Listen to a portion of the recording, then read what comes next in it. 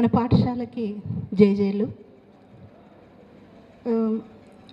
ఆమె కాలిపోయింది మరికొన్ని కథలు డాక్టర్ రషీద్ జహాన్ రాశారు. ఈ హిందీలోంచి తర్వాత కొన్ని కథలు ఇంగ్లీష్ నుంచి డాక్టర్ గీతాంజలి అనువదించారు. గీతాంజలి అండ్ డాక్టర్ భారతి మన విరసం సభ్యురాలు. ఇది ఎందుకు ఈ అనువాదం చేశానంటే ముందు మాటలో చాలా వివరంగా చెప్తున్నారు. కనిపించని కథలన్నీ కావాలిప్పుడు, కనిపించని కథలన్నీ కావాలిప్పుడు. మనకు కనిపించని కథలు చాలా ఉన్నాయి మన చుట్టూ. ఆమె గీతాంజలి గారు పాత బస్తీలోని ముస్లిం స్త్రీల జీవితాలతో దగ్గర సంబంధం ఉంది.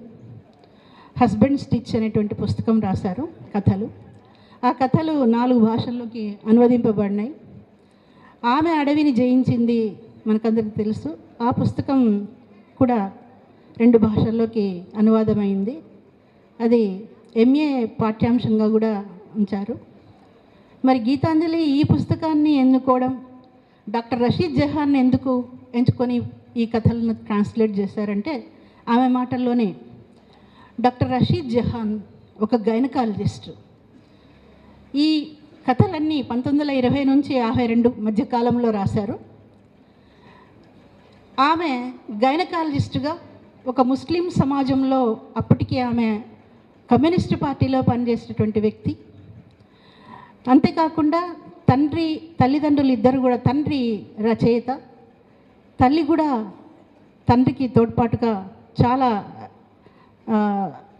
మంచి అభ్యుదయ భావాలతో ఉన్నటువంటి వ్యక్తుల కుటుంబంలో ఆమె జన్మించింది డాక్టర్ రషీద్ జహాన్. ఆమె మార్కిస్టు దృక్పథంతో కొన్ని కథలు ఇందులో రాసినవి ఉన్నాయి. మొత్తం 11 కథలు ఉన్నాయి, 2 నాటికలు ఉన్నాయి. ఆమె రాసినటువంటి సాహిత్యం చాలా తక్కువ అయినా కూడా అది చాలా కాలం వరకు కనిపించకుండా కనుమరుగై ఉంది. ఎందుకంటే ఆమెను అప్పటి ఉన్మాదులు బెదిరించారు. ఇట్లాంటివి రాయొద్దు, నువ్వు కథవు ఇలా రాస్తే నీ కాళ్ళు చేతులు ఇరగొడతాం లేదా నిన్ను చంపేస్తాం అని. అంతేకాకుండా రాజ్యం, అప్పుడు బ్రిటిష్ పాలన వాళ్ళు కూడా ఇది రాయకుండా ఒక పుస్తకాన్ని నిషేధించినారు. ఆమె కొంతకాలం పాటు కమ్యూనిస్ట్ పార్టీలో పనిచేస్తున్నందుకు గాను జైల్లో కూడా ఆమె ఉండాల్సి వచ్చింది.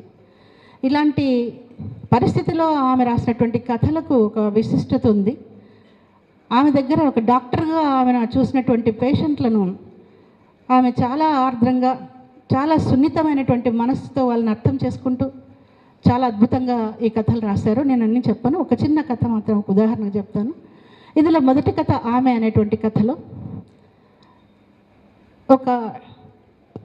నేను ఫస్ట్ ఇట్లా కథ ప్రారంభమవుతుంది. నేను ఒక దవాఖానకు వెళ్ళినప్పుడు ఆమె నాకు మొదటగా కనిపించింది. ఆమె ఎలా ఉందంటే అక్కడ ఉన్నటువంటి వాళ్ళందరూ ఆమెను చూసి చాలా అసహించుకుంటున్నారు. ఆమెకు ముక్కు ఉండాల్సిన ప్రదేశంలో 2 రంధ్రాలు ఉన్నాయి. 2 కళ్ళల్లో 1 కన్ను మాత్రమే కనిపిస్తుంది. దాదాపు బహుశా శిథిలమైనటువంటి దేహం ఆమెది.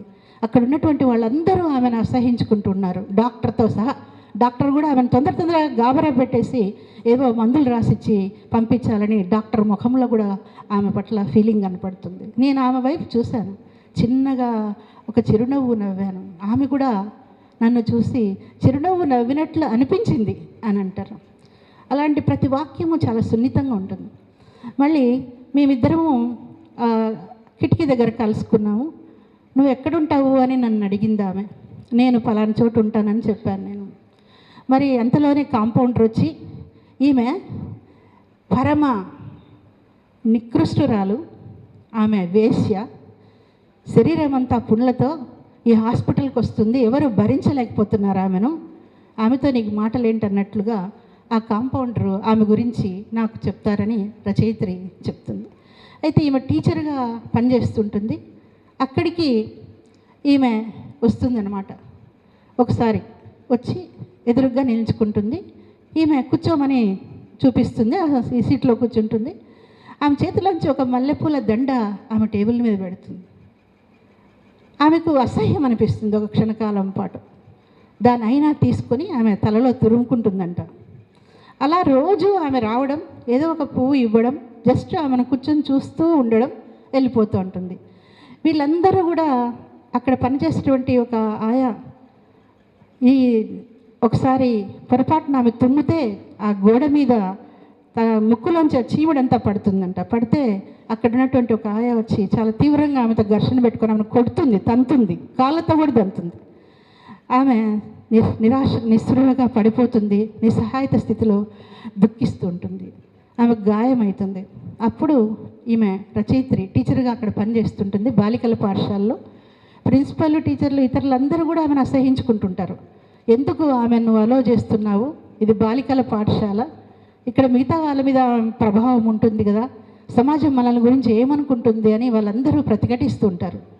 ఆమెను చేయి వేసుకొని భుజం మీద గేటు వరకు తీసుకెళ్తుంది. అంతే. ఈమె ఎందుకోసం వస్తుంది నా కోసం? నేనేమి ఆమెతో మాట్లాడడం, సంభాషణ పెట్టుకోలేదే. ఆమె ఎక్కడ పుట్టిందో, ఎక్కడ బతికిందో, ఆమె జీవితం ఎలాంటిదో, ఏమిటి ఈమె పరిస్థితి అని చాలా ప్రశ్నలు ఆ కథల్లో ఇస్తుంది. అంతే, సింపుల్, కథ అయిపోతుంది. ఇట్లా ఈ కథ చదివినప్పుడు మనకి మొత్తం ఇలా సమాజంలో పురుష స్వామ్యానికి, మత దురహంకారానికి, రాజ్యం యొక్క దుర్మార్గపు చర్యలకు బలి అయిపోయినటువంటి అనేక మంది స్త్రీలను, వేశ్యల పేరుతో ముద్రించి కోర్టుల్లో వాళ్ళ మీద జరిమానా వేస్తారు. వాళ్ళ దగ్గర పోయిన వాళ్ళ మీద జరిమానా వేయరు. చూడండి, న్యాయ వ్యవస్థ ఇప్పటికి కూడా ఏమీ మార్పు లేదు. ఆమె 90 ఏళ్ల క్రితం ఈ కథలు రాసినప్పటికీ ఇప్పటికి కూడా సమాజ చలనంలో ఇటువంటి భావాలే ఉన్నాయి, ఇటువంటి దుర్మార్గాలే ఉన్నాయి కనుక అని గీతాంజలి చెప్తూ వస్తారు ఇందులో. కాబట్టి డాక్టర్ రషీద్ జహాన్ కథలని చదవాలి. అలాంటి ముస్లిం స్త్రీల జీవితాల్లో ఉన్నటువంటి అనేక చీకటి కోణాలను అర్థం చేసుకోవాల్సిన అవసరం, బాధ్యత మన మీద ఉంది. కాబట్టి ఈ కథ ఇది కేవలం 142 పేజీలే ఉంది, 150 రూపాయల వేల. అందరూ చదవాల్సిందిగా కోరుతున్నాను. Thank you very much.